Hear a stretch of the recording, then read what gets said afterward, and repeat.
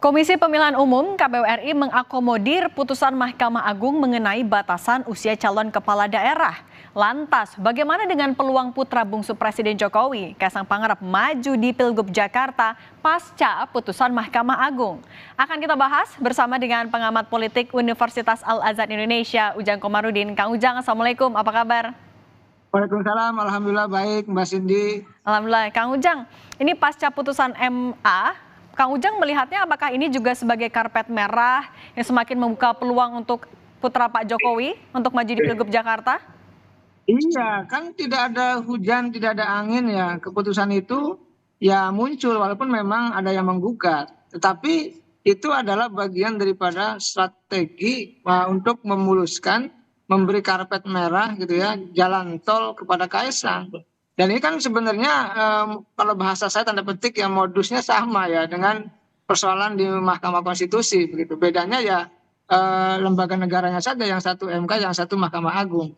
Tetapi apapun itu saya melihat bahwa ya itulah apa namanya lembaga kita di Republik ini apa namanya kepentingannya bukan kepentingan kenegaraan, ya. Kepentingannya masih kepentingan ya pribadi, kelompok, golongan, kekuasaan. Sehingga apa? Sehingga kita melihat bahwa apa yang menjadi keputusan Mahkamah Agung itu ya suka tidak suka, senang tidak senang, publik menuduhnya gitu ya, publik menilainya bahwa itu adalah untuk memuluskan Kaisang untuk bisa maju sebagai calon gubernur yang tadinya akan tidak memenuhi syarat karena belum usia 30. Tetapi ketika pasal itu dikabulkan dan dibatalkan, maka ya Kaisang punya kesempatan untuk bisa menjadi calon gubernur baik di daerah khusus Jakarta, di Jawa Tengah atau di tempat lain. Yang jelas ya mereka payung hukumnya dulu direbut, payung hukumnya dulu disahkan, sehingga nanti soal nanti diambil maju atau tidak, yaitu apa namanya tergantung dari Kaisang itu sendiri. Oke, Kang, tapi kan kita tahu sorotan semua menuju ke Kaisang, kritik juga menuju ke sana. Apakah Anda melihat dengan banyaknya kritik, sorotan itu, Kaisang akan tetap mengambil kesempatan itu nggak untuk maju di Pilkada? Ya sebenarnya kan di Indonesia ini kan mohon maaf ya kalau kita bicara soal moralitas, soal etika, soal kritikan, ya banyak juga yang apa namanya kritik jalan tapi berlalu juga kritikan itu. Ya apa namanya saya melihat peluang itu ya bisa digunakan kalau misalkan dorongan kekuasaan itu bisa memenangkan Kaisang. Jadi akan melihat dulu deal-deal politik, misalkan deal Pak Jokowi dengan Pak Prabowo seperti apa. Karena ketika pilkada dilaksanakan di 27 November itu kan presidennya sudah beralih, sudah berganti kepada Pak Prabowo. Oleh karena kekuatan pendulum kekuasaan itu ada di Pak Prabowo. Ya tentu ada deal-deal ya, kesepakatan misalkan Pak Jokowi menitipkan Kaisang kepada Pak Prabowo. Kalau Pak Prabowo-nya misalkan menyetujui, ya bisa jadi Kaisang itu maju. Karena ketika maju maka memastikan untuk menang. Karena kalau tumbang itu kan menjadi harga diri juga bagi Pak Jokowi, Kaisang tentu bagi pemerintahan yang baru tersebut. Oke, Kang, kita kan melihat nama-nama yang masuk bursa di Pilgub Jakarta, ada Anies Baswedan, sempat ada Ahok juga, sekarang ada Andika Perkasa. Kalau melihat elektabilitas Kaisang, mampukah Kaisang bertarung di Pilgub Jakarta, Kang? Ya kalau dilihat dari sisi elektabilitas kan kecil ya, belum muncul. Kalau yang tinggi itu kan di daerah lain, di wilayah lain. Tapi kalau DKJ kan tidak. Di DKJ itu saya melihat ya yang paling tinggi tetap Anies. Lalu ada beberapa survei antara Ahok dan Ridwan Kamil gitu. Kaisang itu ya katakanlah kalau muncul pun angkanya kecil. Artinya kalau kita bicara DKJ, daerah khusus Jakarta yang menjadi pusat dari segala pusat katakanlah kebijakan hari ini di Indonesia, maka ya tadi ya kembali kepada elektabilitas agak sulit. Tetapi sekali lagi ya elektabilitas itu sangat penting dan apa namanya menjadi apa ya ketika mereka tinggi elektabilitasnya potensi meningkat tinggi. Tetapi jangan lupa dorongan kekuasaan, dorongan pemerintah itu juga menjadi apa ya kekuatan tersendiri dalam konteks untuk bisa memenangkan kandidat yang diusung oleh kubu pemerintah itu. Jadi ya bagaimanapun standarnya ada banyak ya, ada variabelnya banyak, faktornya banyak.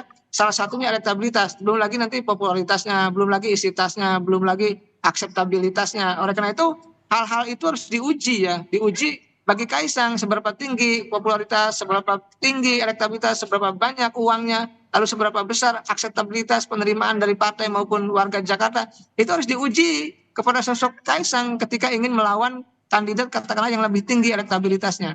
Nah, tapi kan tentu tidak bisa dipungkiri nama Kaisang lekat sekali dengan nama Pak Jokowi. Apakah Jokowi Effect akan bisa membantu Kaisang untuk bertarung nantinya di Pilgub Jakarta? Ya, seperti yang saya katakan ketika Gibran maju sebagai dulu ya cawapres itu kan penjelmaan ya Jokowi Gibran itu. Nah hari ini juga Kaisang penjelmaan daripada Jokowi. Suka tidak suka seperti itu. Apakah ada Jokowi Effect? Saya sih melihat begini, Jokowi Effect itu akan berlaku ketika ada komunikasi, ada deal politik dengan pemerintahan yang baru dengan Pak Prabowo. Tapi kalau Pak Prabowo-nya tidak mendukung Kaisang ya nggak bisa. Ya hilang juga Jokowi Effect itu. Tetapi kalau Pak Prabowo-nya misalkan deal dengan Pak Jokowi membantu Kaisang untuk bisa menang, ya disitulah Jokowi Effect masih ada. Jadi Jokowi Effect itu dilihat dari kekuatan politik. Ketika kekuatan politik itu tidak ada di tangan Pak Jokowi, ada di tangan Pak Prabowo, maka Jokowi Effect itu bisa berlaku ketika ada komunikasi, ada kesepakatan dengan Pak Prabowo. Tetapi kalau tidak ada, misalkan Pak Prabowo-nya mendukung yang lainnya, ya sulit untuk bisa menang begitu. Tapi kan kalau kita lihat kedekatan Pak Prabowo dan Pak Jokowi cukup dekat, apalagi Pak Prabowo juga sering memuji-muji Pak Jokowi. Memang arahnya kemana Pak Prabowo? Ada kemungkinan tidak mendukung Kaisang kah?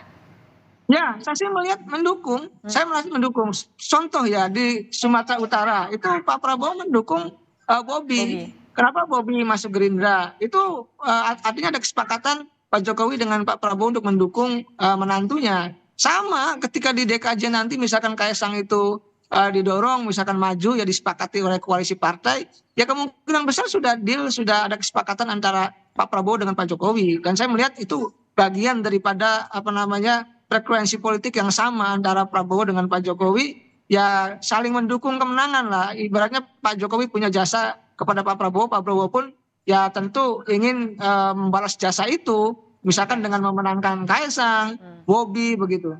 Nah, Kang, kalau kita melihat kan artinya modalnya Kaisang cukup besar ya, ada Jokowi Effect, kemudian juga Pak Prabowo kayaknya akan mendukung Kaisang di Pilgub Jakarta. Kalau Anda melihatnya, ini akan seberapa berpengaruh untuk peta politik di Pilkada nanti kalau misalnya Kaisang memang maju kemudian? Ya kalau Kaisang maju ini tentu kalau saya bukan melihat Kaisangnya, tapi melihat di situ ada Pak Jokowinya, di situ lah ada lihat Pak Prabowo-nya, di situ lihat ada kekuasaannya, di situ lihat ada kubu pemerintahnya itu. Itu yang membuat sumber daya kekuatan yang membuat Kaisang menjadi kuat. Itu yang sebenarnya kalau kita analisa lebih dalam gitu ya, dalam konteks politik belakang layar ya, politik belakang panggung, itu ya siapa yang didorong oleh kekuasaan ya itu kuat. Walaupun katakanlah di awal dianggap biasa, dianggap lemah, walaupun misalkan nanti yang menjadi lawan adalah Anies, karena faktor kekuasaan itu menjadi sangat kuat ketika sudah ada dalam konteks dorongan politik bagi seseorang. Hanya kekuatan itukah yang menjadi modal atau misalnya kan partai politik juga sekarang kayaknya ngasih sinyal oke lah untuk kita majuin Kaisang di Pilgub Jakarta. Apakah ada faktor lain juga Kang Ujang yang menjadi pertimbangan parpol? Kayaknya oke nih Kaisang maju. Padahal kan elektabilitasnya belum kuat sebenarnya. Ya tadi partai-partai politik itu sudah matang ya, sudah mengukur. Kalau dorongan kekuasaan ada, kalau dorongan presiden ada, ya potensi menangnya ada. Oke. Nah, itu sebenarnya yang menjadi kunci dari partai-partai politik kenapa seandainya nanti mendukung Kaisang. Oke. Untuk menguatkan posisi Kaisang misalnya di Pilgub Jakarta, dia harus mendampingi siapa atau berduet dengan siapa?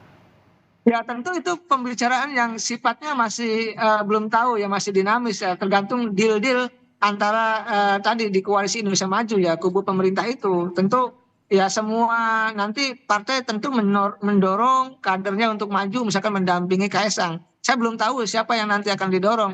Yang jelas tentu ada kompromi-kompromi politik ya di antara partai koalisi Indonesia Maju seandainya Kaisang memang betul-betul maju dari kubu pemerintah.